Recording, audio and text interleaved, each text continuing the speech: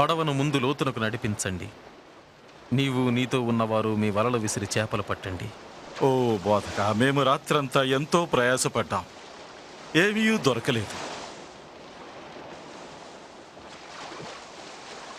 అయినను నీ మాట చొప్పున మేమిప్పుడు వలలు వేస్తాం. అరే యాకోబు, యాహోను, రండి.